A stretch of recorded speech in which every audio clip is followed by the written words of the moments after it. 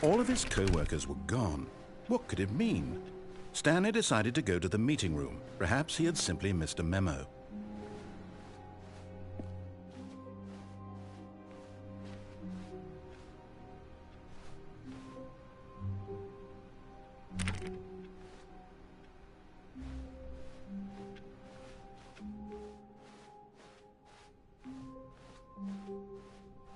When Stanley came to a set of 2 open doors, he entered the door on his left.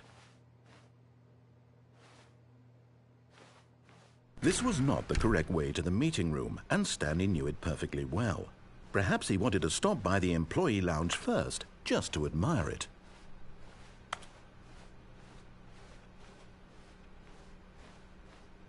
Ah, yes, truly a room worth admiring. It had really... But eager to get back to business, Stanley took the first open door on his left.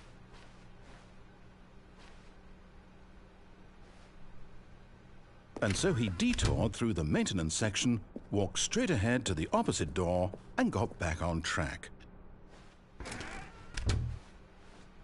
Yet there was not a single person here either.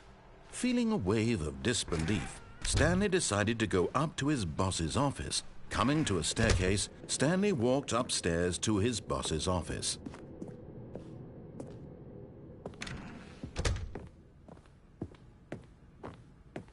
Stepping into his manager's office, Stanley was once again stunned to discover not an indication of any human life. Shocked, unraveled, Stanley wondered in disbelief who orchestrated this. What dark secret was being held from him? What he could not have known was that the keypad behind the boss's desk guarded the terrible truth that his boss had been keeping from him. And so the boss had assigned it an extra secret PIN number, 2845. But of course, Stanley couldn't possibly have known this.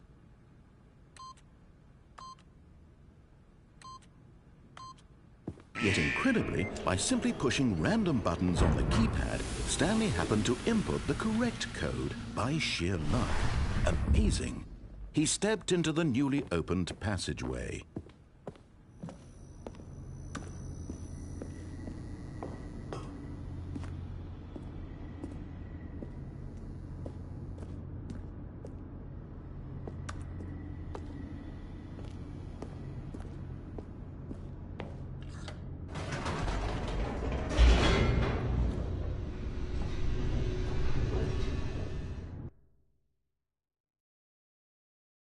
Descending deeper into the building, Stanley realized he felt a bit peculiar. It was a stirring of emotion in his chest, as though he felt more free to think for himself, to question the nature of his job. Why did he feel this now, when for years it had never occurred to him? This question would not go unanswered for long. Stanley walked straight ahead through the large door that read Mind Control Facility.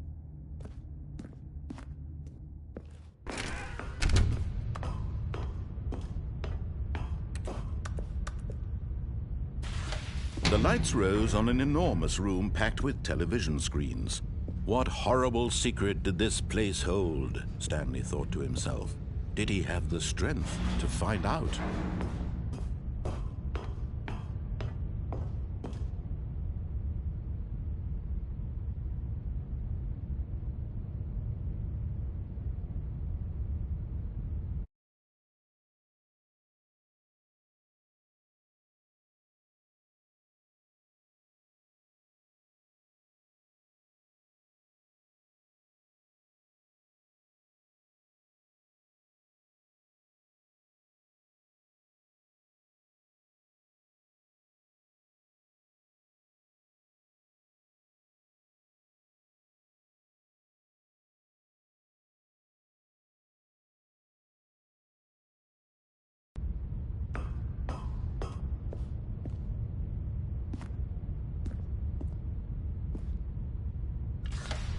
Now the monitors jumped to life, their true nature revealed. Each bore the number of an employee in the building, Stanley's co-workers. The lives of so many individuals reduced to images on a screen, and Stanley, one of them, eternally monitored in this place where freedom meant nothing.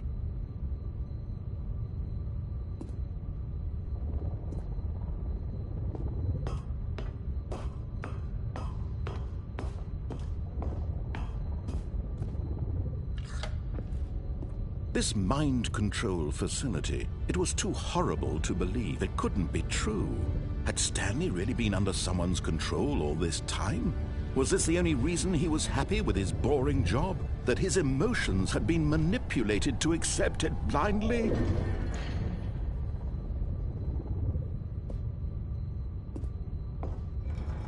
No, he refused to believe it. He couldn't accept it. His own life in someone else's control? Never! It was unthinkable, wasn't it? Was it even possible? Had he truly spent his entire life utterly blind to the world? But here was the proof, the heart of the operation. Controls labeled with emotions, happy or sad or content, walking, eating, working, all of it monitored and commanded from this very place. And as the cold reality of his past began to sink in, Stanley decided that this machinery would never again exert its terrible power over another human life, for he would dismantle the controls once and for all.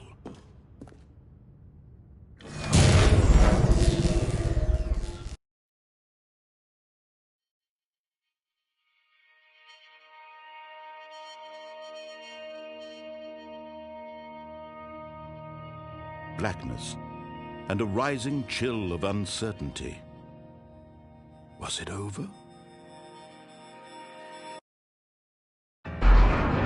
Yes! He had won! He had defeated the machine, unshackled himself from someone else's command. Freedom was mere moments away. And yet, even as the immense door slowly opened, Stanley reflected on how many puzzles still lay unsolved.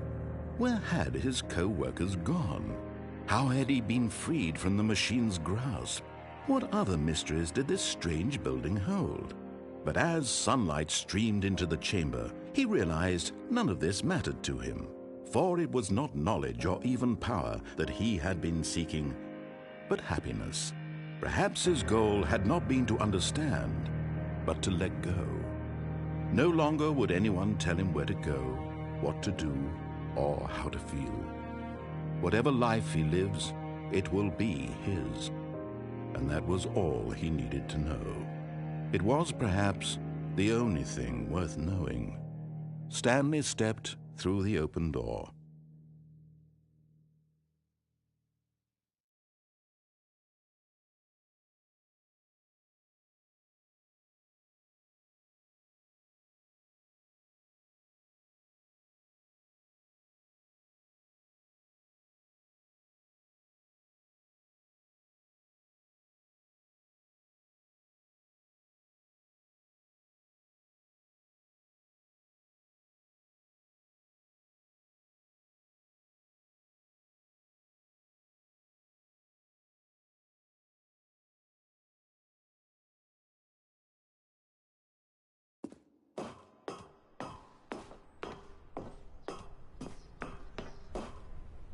Stanley felt the cool breeze upon his skin, the feeling of liberation, the immense possibility of the new path before him.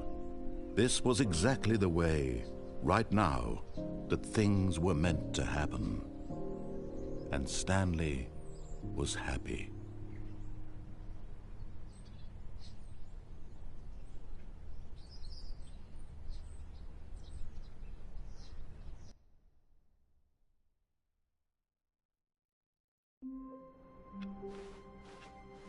All of his co-workers were gone. What could it mean?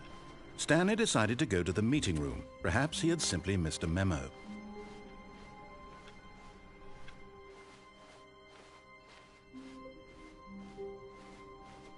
When Stanley came to a set of 2 open doors, he entered the door on his left.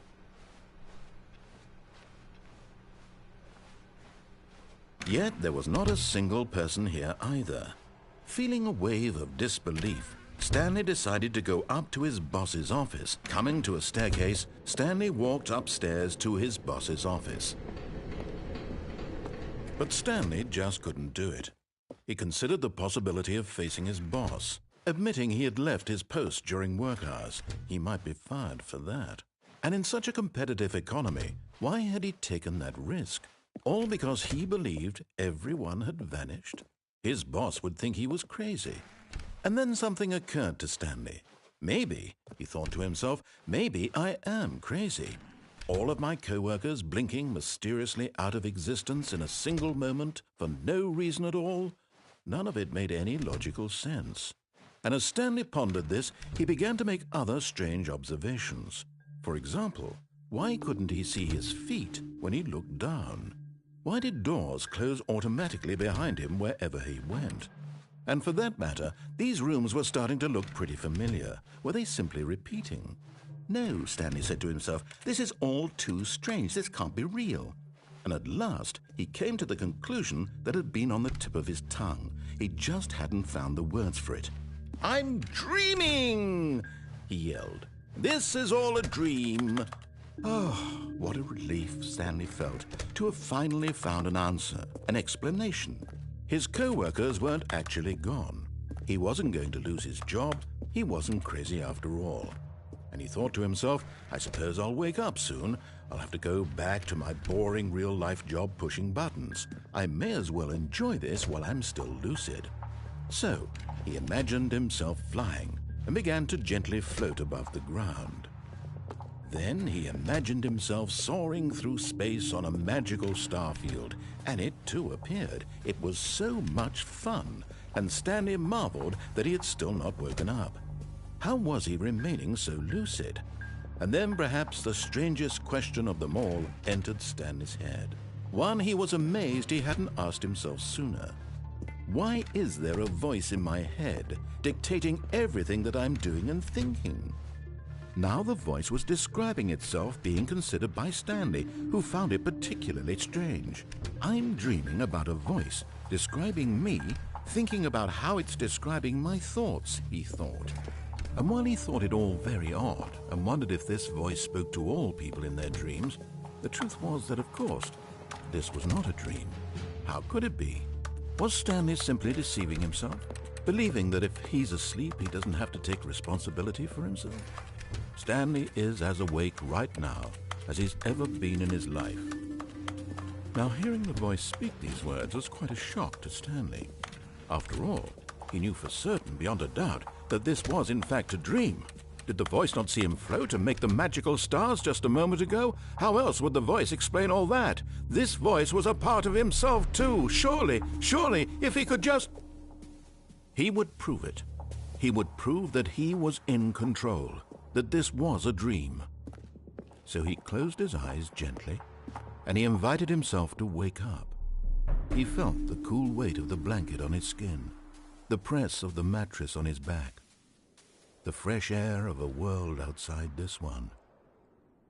Let me wake up, he thought to himself. I'm through with this dream. I wish it to be over. Let me go back to my job. Let me continue pushing the buttons. Please, it's all I want. I want my apartment and my wife and my job. All I want is my life exactly the way it's always been. My life is normal. I am normal. Everything will be fine. I am okay.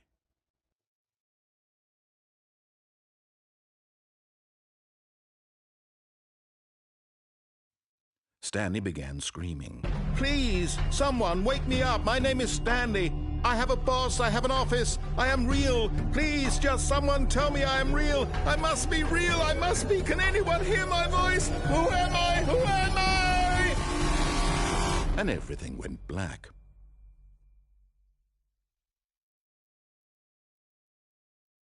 This is the story of a woman named Mariella. Mariella woke up on a day like any other. She arose, got dressed, gathered her belongings, and walked to her place of work. But on this particular day, her walk was interrupted by the body of a man who had stumbled through town talking and screaming to himself, and then collapsed dead on the sidewalk. And although she would soon turn to go call for an ambulance, for just a few brief moments she considered the strange man. He was obviously crazy. This much she knew. Everyone knows what crazy people look like. And in that moment, she thought to herself how lucky she was to be normal. I am sane. I am in control of my mind. I know what is real and what isn't. It was comforting to think this, and in a certain way, seeing this man made her feel better. But then she remembered the meeting she had scheduled for that day, the very important people whose impressions of her would affect her career, and by extension, the rest of her life. She had no time for this, so it was only a moment that she stood there, staring down at the body. And then she turned and ran.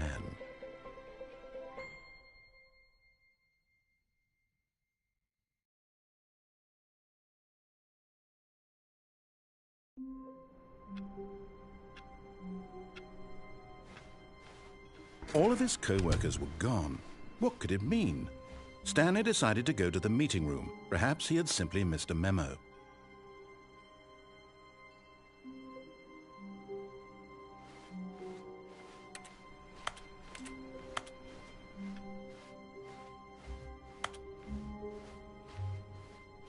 When Stanley came to a set of 2 open doors, he entered the door on his left.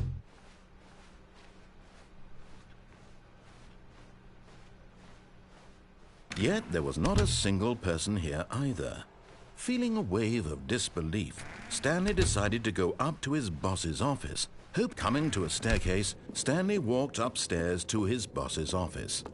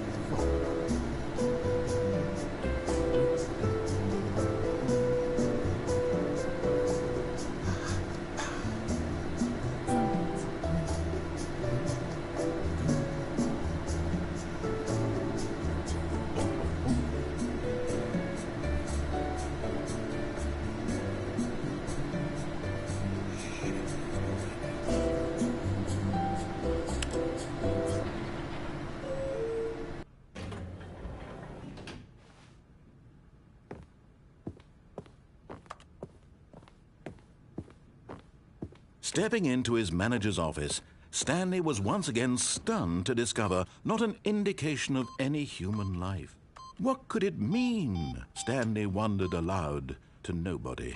He began wildly tearing through papers on the boss's desk, pulling books off the shelf, looking behind paintings, desperate for clues to his situation.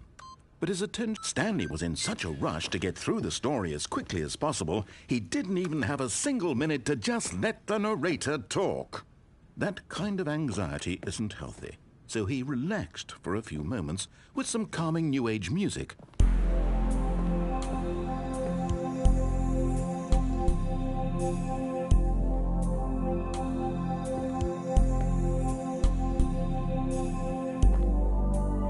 Feeling soothed and rejuvenated, Stanley calmly walked forward into the opened passageway.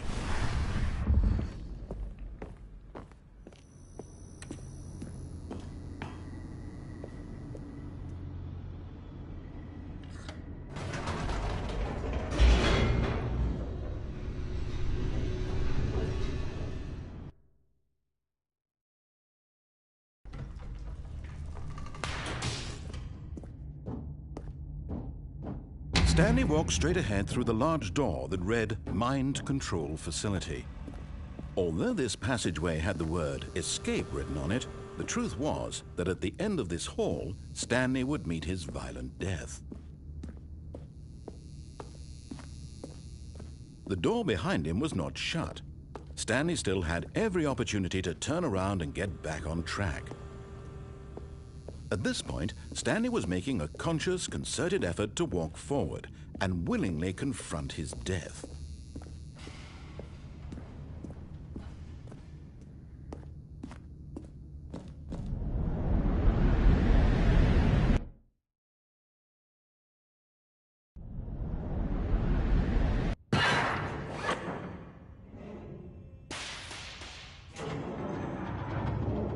As the machine whirred into motion and Stanley was inched closer and closer to his demise, he reflected that his life had been of no consequence whatsoever. Stanley can't see the bigger picture. He doesn't know the real story, trapped forever in his narrow vision of what this world is. Perhaps his death was of no great loss, like plucking the eyeballs from a blind man. And so he resigned and willingly accepted this violent end to his brief and shallow life. Farewell, Stanley.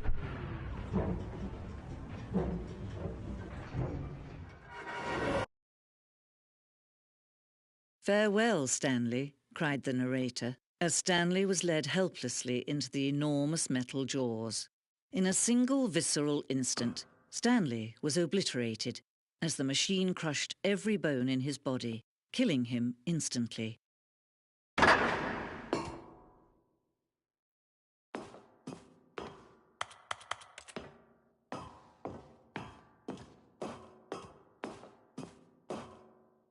And yet it would be just a few minutes before Stanley would restart the game, back in his office, as alive as ever.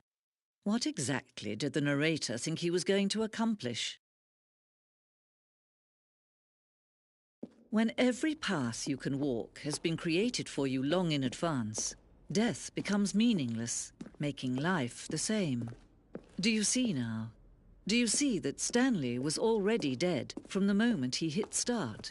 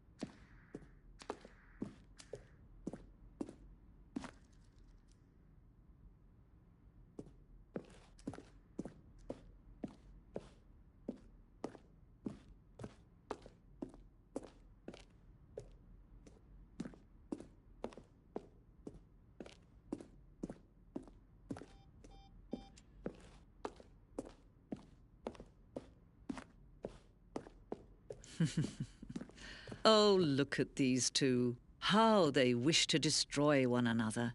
How they wish to control one another. How they both wish to be free. Can you see? Can you see how much they need one another? No, perhaps not. Sometimes these things cannot be seen.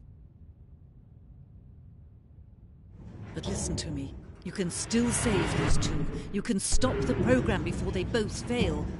Turn off your PlayStation. There's no other way to beat this game. As long as you move forward, you'll be walking someone else's path. Stop now and it'll be your only true choice. Whatever you do, choose it. Don't let time choose for you. Don't let...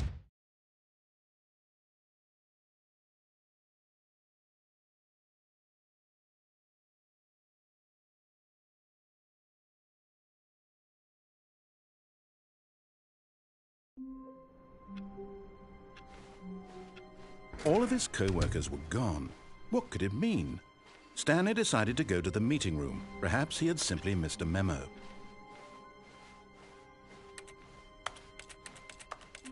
When Stanley came to a set of 2 open doors, he entered the door on his left.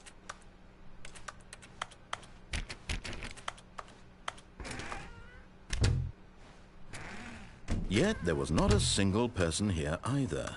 Feeling a wave of disbelief, Stanley decided to go up to his boss. Stanley stepped into the broom closet, but there was nothing here, so he turned around and got back on track. Coming to a staircase, Stanley walked upstairs to his boss's office.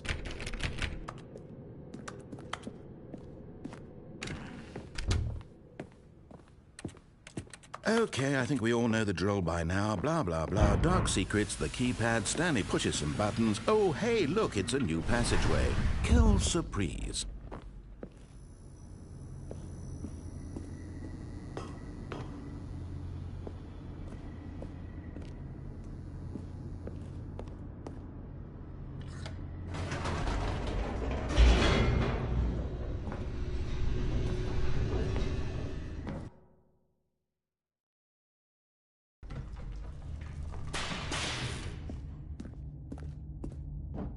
Stanley walked straight ahead through the large door that read Mind Control Facility.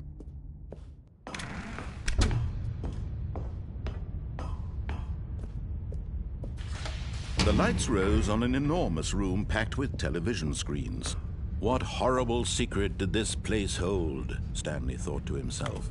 Did he have the strength to find out?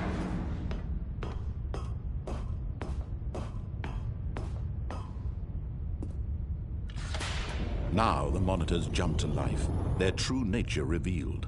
Each bore the number of an employee in the building, Stanley's co-workers.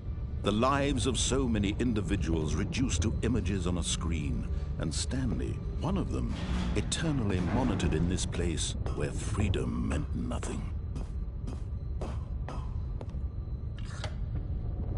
This mind control facility, it was too horrible to believe. It couldn't be true. Had Stanley really been under someone's control all this time? Was this the only reason he was happy with his boring job? That his emotions had been manipulated to accept it blindly? No, he refused to believe it. He couldn't accept it. His own life in someone else's control? Never! It was unthinkable, wasn't it? Was it even possible? Had he truly spent his entire life utterly blind to the world?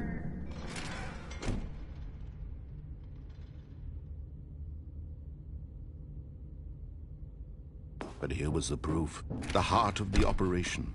Controls labeled with emotions, happy or sad or content, walking, eating, working, all of it monitored and commanded from this very place. And as the cold reality of his past began to sink in, Stanley decided that this machinery would never again exert its terrible power over another human life. Oh, Stanley, you didn't just activate the controls, did you?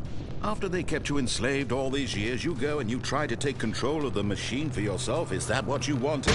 Control? Oh, Stanley, I applaud your effort, I really do. But you need to understand, there's only so much that machine can do. You were supposed to let it go, turn the controls off, and leave. If you want to throw my story off track, you're going to have to do much better than that. I'm afraid you don't have nearly the power you think you do. For example, and I believe you'll find this pertinent, Stanley suddenly realized he had just initiated the network's emergency detonation system. In the event that this machine is activated without proper DNA identification, nuclear detonators are said to explode, eliminating the entire complex. How long until detonation then? Let's say, 2 minutes. Ah, now this is making things a little more fun, isn't it, Stanley? It's your time to shine. You are the star. It's your story now. Shape it to your heart's desires. Oh, this is much better than what I had in mind. What a shame we have so little time left to enjoy it. Mere moments until the bomb goes off. But what precious moments each one of them is. More time to talk about you, about me, where we're going, what all this means. I barely know where to start. What's that? You'd like to know where your co-workers are? A moment of solace before you're obliterated? All right, I'm in a good mood. You're gonna die anyway. I'll tell you exactly what happened to them. I erased them. I turned off the machine. I set you free. Of course, that was merely in this instance of the story. Sometimes when I tell it, I simply let you sit there in your office forever, pushing buttons endlessly and then dying alone. Other times, I let the office sink into the ground, swallowing everyone inside, or I let it burn to a crisp. I have to say this, though, this version of events has been rather amusing. Watching you try to make sense of everything and take back the control wrested away from you, it's quite rich. I almost hate to see it go. But I'm sure whatever I come up with on the next go-around will be even better. My goodness, only 34 seconds left. But I'm enjoying this so much. You know what? To hell with it. I'm going to put some extra time on the clock, why not? These are precious additional seconds, Stanley. Time doesn't grow on trees. Oh dear me, what's the matter, Stanley? Is it that you have no idea where you're going or what you're supposed to be doing right now? Or did you just assume when you saw that timer that something in this room was capable of turning it off? I mean, look at you. Running from button to button, screen to screen, clicking on every little thing in this room. These numbered buttons, no, these colored ones, or maybe this big red button, or this door. Everything, anything, something here will save me. Why would you think that, Stanley? That this video game can be beaten? Won? Solved? Do you have any idea what your purpose in this place is? Stanley, you're in for quite a disappointment. But here's a spoiler for you. That timer isn't a catalyst to keep the action moving along. It's just seconds ticking away to your death. You're only still playing instead of watching a cutscene because I want to watch you for every moment that you're powerless, to see you made humble. This is not a challenge. It's a tragedy. You wanted to control this world, that's fine. But I'm going to destroy it first, so you can't. Take a look at the clock, Stanley. That's 30 seconds you have left to struggle. 30 seconds until a big boom and then nothing. No ending here, just you being blown to pieces.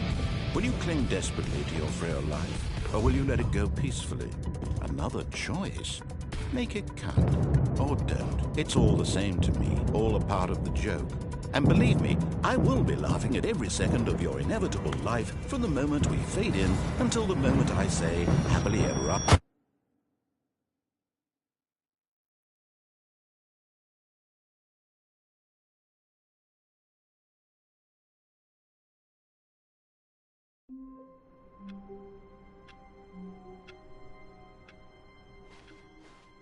All of his co-workers were gone. What could it mean? Stanley decided to go to the meeting room. Perhaps he had simply missed a memo.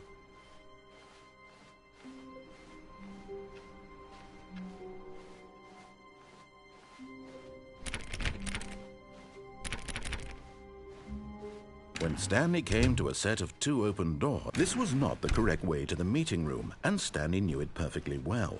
Perhaps he wanted to stop by the employee lounge first, just to admire it.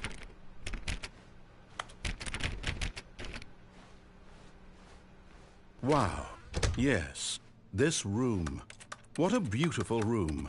What a gorgeous, gorgeous room. Thank goodness, but eager to get back to business, Stanley took the first open door on his left.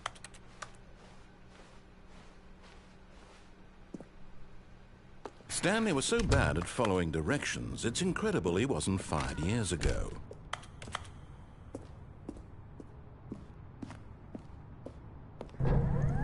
Look, Stanley, I think perhaps we've gotten off on the wrong foot here. I'm not your enemy, really, I'm not. I realize that investing your trust in someone else can be difficult, but the fact is that the story has been about nothing but you all this time. There's someone you've been neglecting, Stanley. Someone you've forgotten about. Please, stop trying to make every decision by yourself. Now, I'm not asking for me, I'm asking for her. This is it, Stanley. Your chance to redeem yourself, to put your work aside, to let her back into your life. She's been waiting.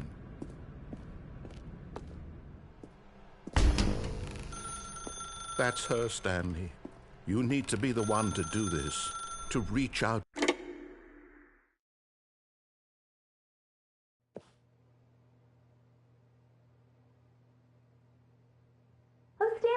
that you? Hold on, sweetie. Sorry to keep you waiting. I'm just pulling the bread out of the oven. All right. Okay, there we go. All right, now, I want you to come in and tell me all about your day. Gotcha! Oh, come on. Did you actually think you had a loving wife who'd want to commit their life to you? I'm trying to make a point here, Stanley. I'm trying to get you to see something. Come inside. Let me show you what's really going on here.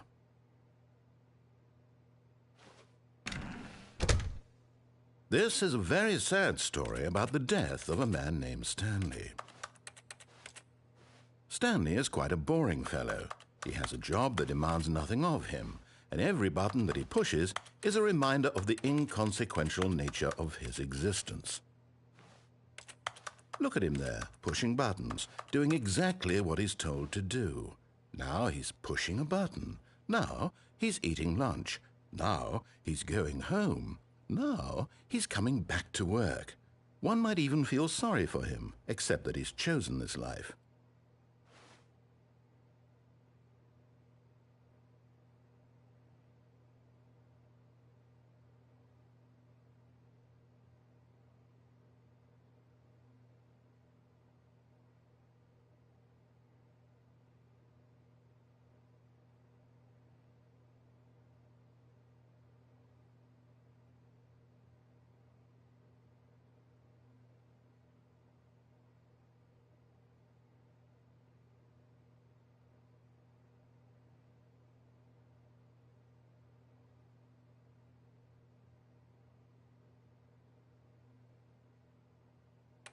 But in his mind, in his mind he can go on fantastic adventures.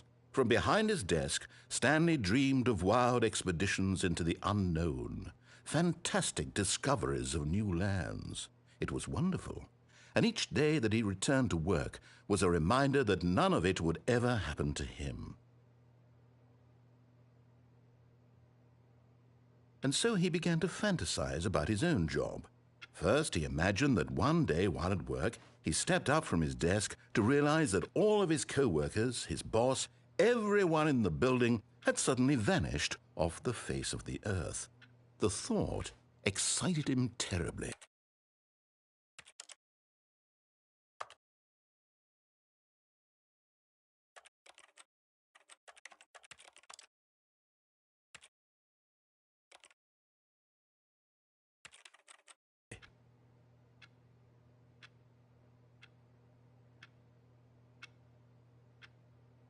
So he went further.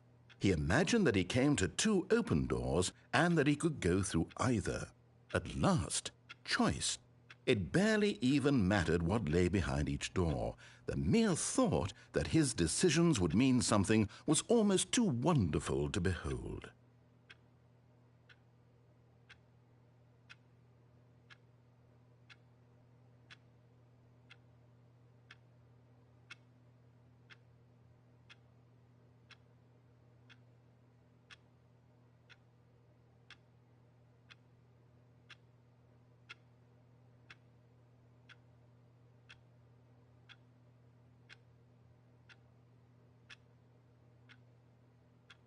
As he wandered through this fantasy world, he began to fill it with many possible paths and destinations. Down one path lay an enormous round room with monitors and mind controls. And down another was a yellow line that weaved in many directions. And down another was a game with a baby. And he called it the Stanley Parable. It was such a wonderful fantasy, and so in his head he relived it again, and then again, and again, over and over, wishing beyond hope that it would never end, that he might always feel this free. Surely there's an answer down some new path, mustn't there be? Perhaps if he played just one more time.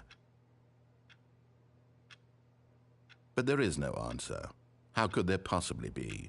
In reality, all he's doing is pushing the same buttons he always has. Nothing has changed.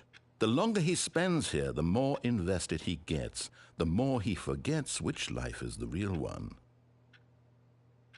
And I'm trying to tell him this, that in this world he can never be anything but an observer.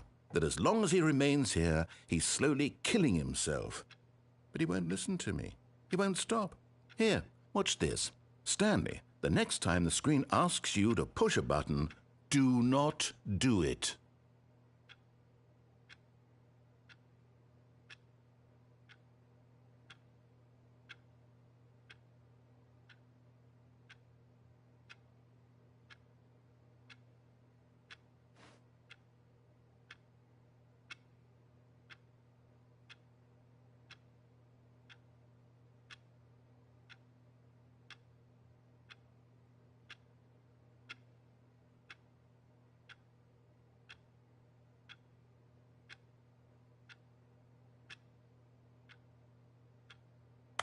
You see? Can he just not hear me?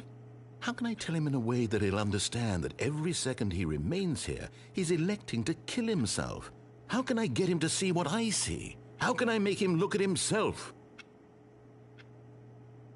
I suppose I can't, not in the way I want him to. But I don't make the rules. I simply play to my intended purpose, the same as Stanley. We're not so different, I suppose.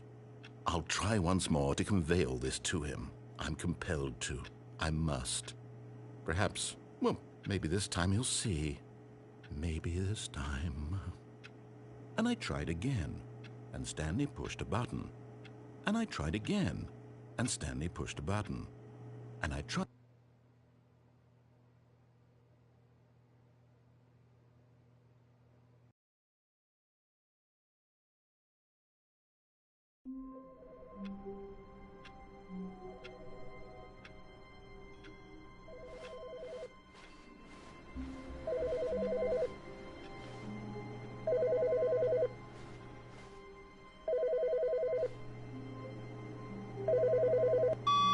Good morning. Thank you for contacting the Future Happiness Foundation. We are confirming your shipment of 1,327 cardboard boxes to your place of work. Can you verify that this is correct? Excellent. Your order will arrive shortly. Thank you again for contacting the Future Happiness Foundation.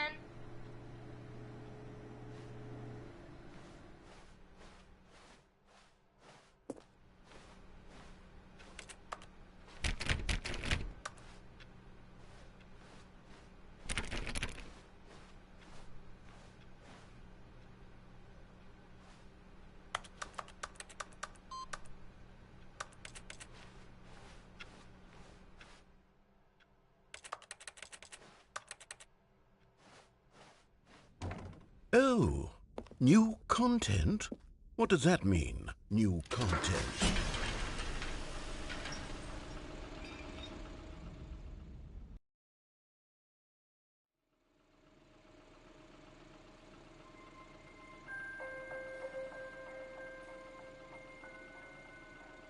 Hello, and thank you for playing the Stanley Parable Ultra Deluxe. As you may know, the Stanley Parable was a video game released in 2013 on home computers. After receiving critical and commercial success, it was expanded upon in 2022 with the Stanley Parable Ultra Deluxe, a reimagining of the game for consoles and home computers. The Stanley Parable Ultra Deluxe features exciting new content that broadens and expands the world of the Stanley Parable, delighting audiences the world over.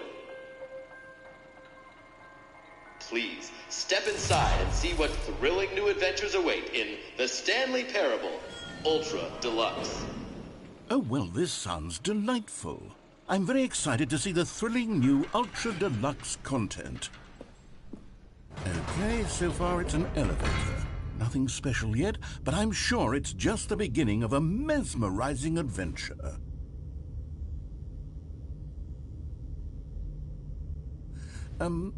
Is it broken? What's going on here?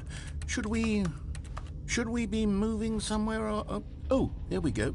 All right, finally, at long last, it's on to the new content. I've never been more ready. Let's do it.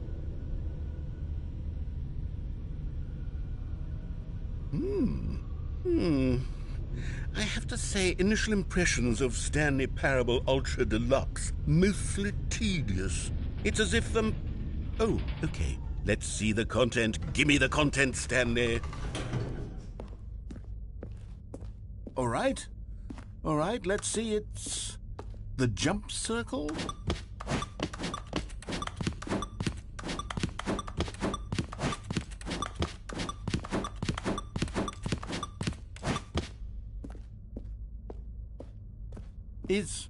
Is that it? Surely that's not all the new content. There has to be something else, right? Goodness. Another elevator. Stanley, I have to say, initial impressions of this game are not positive. It's just elevators and jumping. Is this what passes for exciting new content? If this is new content, then I could just read you the whole dictionary. There's 20 hours of new content right there. Hell, I could count to 30 trillion. You could put that on the box. The Stanley Parable Ultra Deluxe, now with over 1,000 hours of new content. And if... Oh, wait. There's more. Very good. Yes. I knew there had to be something else. Let's see it. I'm ready for whatever it is.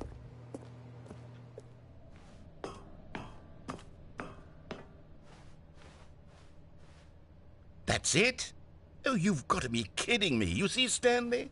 This is what happens when greedy video game developers with no respect for their fan base rush a cheap expansion to market for no reason other than to make an easy dollar. And don't get me started on the level of craftsmanship that's gone into it. In fact, I'm looking right now at the game's trophies, and it's hard to believe one of them actually says, "Test trophy, please ignore." What quality assurance department signed off on this?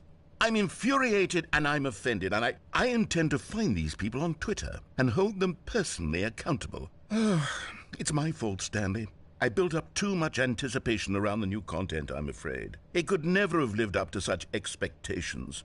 If you're still with me, why don't we just reset the game, and we'll try to get back to what the Stanley Parable is really about. No frills, no gimmicks. Just you and me having a great time together like always. What do you say, friend?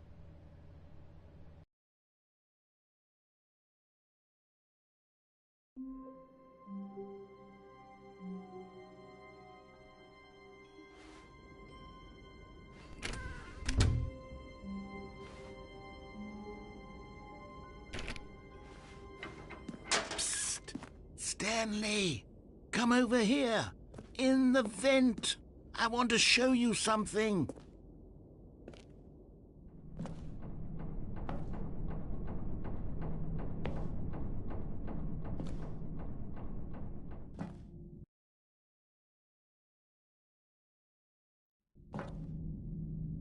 Okay, you remember how cheap and unsatisfying the new Ultra Deluxe content turned out to be? Well, it got me thinking about the past and how much better the Stanley Parable used to be.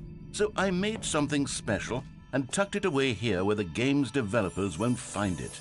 Just our little secret. Take a look. I call it the Memory Zone. It's where I've been storing all my favorite memories so I can relive the peak experiences of my life whenever I want. Experiences like the launch of the Stanley Parable on PC.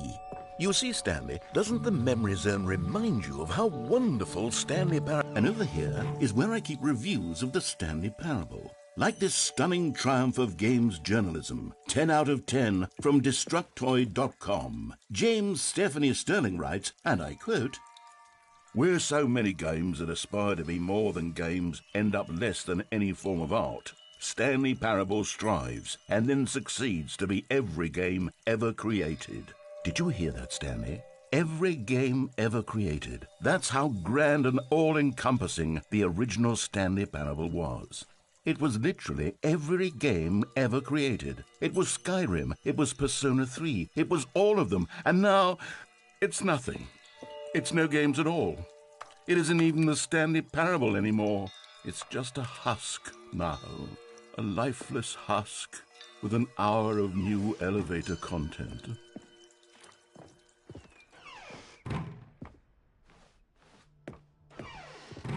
Here's another moving passage, this time from GameSpot.com. The Stanley Parable is both a richly stimulating commentary on the nature of choice in games and one that offers some of the most enjoyable, surprising, and rewarding choices I've ever been confronted with in a game. 9 out of 10. Don't you get it, Stanley? The game was perfect. It didn't need anything else. It didn't need new content. All they had to do was transport it in pristine condition along to the PlayStation. Boom, done. And they couldn't even do that. Couldn't resist the urge to go meddling.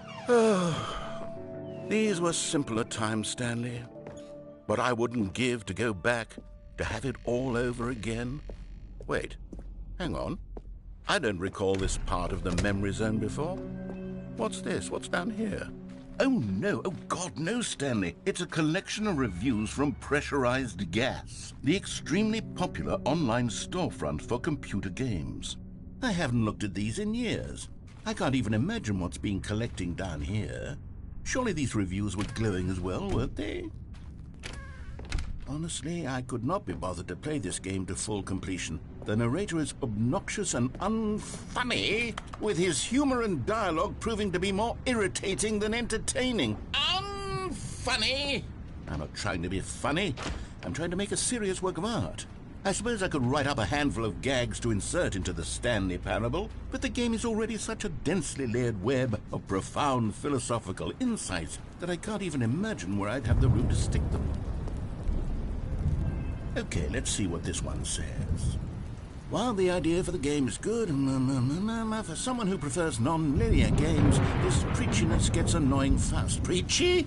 Stanley? I'm not preachy, am I? You can tell me if I'm preachy. Honestly, you can. Oh, goodness. This is actually quite shocking for me. Well, to be honest, I had always thought of the game's dialogue as being rather terse to begin with. You can't know how much fluff I cut from the game to get it to feel as light and airy as it... Well, I always thought it did. But maybe it wasn't.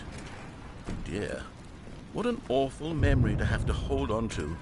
These black marks on my otherwise unimpeachable track record. I feel like a failure, like I let these people down. Perhaps the Stanley Parable isn't quite as sterling as I... What's this one got to say? You constantly have to stop doing anything so the narrator can catch up with his long-winded explanations of what's happening. I wish there was a skip button. A skip button? Well, yes. Yes, I think we can do that. If I'm truly too preachy, then maybe letting you skip ahead for just a moment, surely it couldn't hurt. Not if it means we can strike these negative reviews from the record. Only positive reviews of the Stanley Parable. That's my motto today, and it's always been my motto. I'd do anything for the customer, Stanley. Yes, a skip button we shall have. And here it is. Go ahead and give... Oh, you're back, you see. You were only frozen in time for a few minutes, but it was plenty of time for me to deliver a long, rambling monologue for... Well, there's sport. You really did catch me rambling on a bit, didn't you? But that's the power of the button. The minute I start to go off on a thoughtless display of self-absorption... Okay, welcome back, Stanley. Now, I should say that the amount of time the button has been skipping through is becoming longer and longer. That last one was, well, I want to say maybe 30, 45... Stanley, please don't push the button again. It's been 12 hours. You've just been frozen there. I don't know why the skips are getting longer, but they're... Oh, Stanley, you're back. You're back. Oh, my goodness. I have someone to talk to again. Stanley, I think it's been a week. Or 2 weeks. Oh, hello. It's you. You're here again. Welcome. I have had time to think about you and about us and...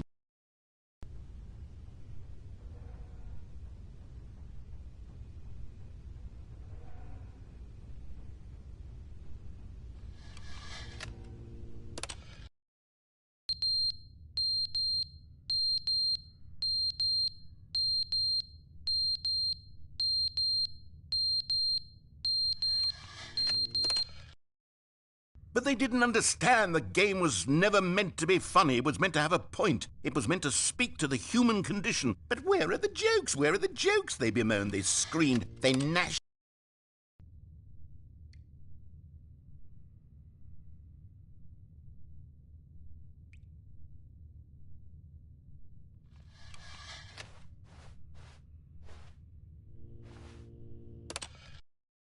The end is never the end, is never the end, is never the end, is never the end, is never the end, is never the end, is never the end, is never the end, is never the end, is...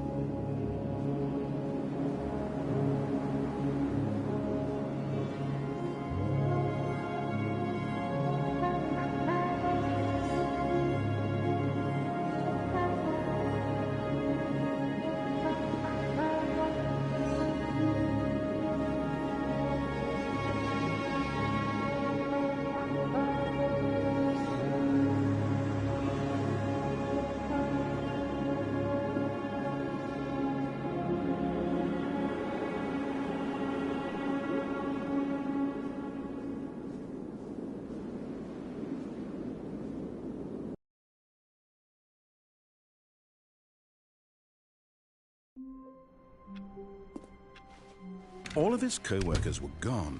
What could it mean? Stanley decided to go to the meeting room. Perhaps he had simply missed a memo.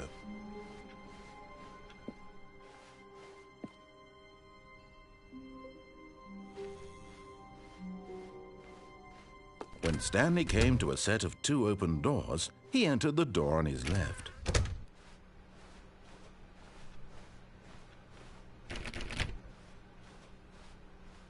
Yet there was not a single person here either. Feeling a wave of disbelief, Stanley decided to go up to his boss's office, hoping he might find an answer. Coming to a staircase, Stanley walked upstairs to his boss's office. But Stanley just couldn't do it. He considered the possibility of facing his boss. Admitting he had left his post during work hours, he might be fired for that. And in such a competitive economy, why had he taken that risk? All because he believed everyone had vanished? His boss would think he was crazy. And then something occurred to Stanley. Maybe, he thought to himself, maybe I am crazy. All of my co-workers blinking mysteriously out of existence in a single moment for no reason at all? None of it made any logical sense. And as Stanley pondered this, he began to make other strange observations. For example, why couldn't he see his feet when he looked down? Why did doors close automatically behind him wherever he went? And for that matter, these rooms were starting to look pretty familiar. Were they simply repeating? No, Stanley said to himself, this is all too strange. This can't be real. And at last, he came to the conclusion that had been on the tip of his tongue. He just hadn't found the words for it.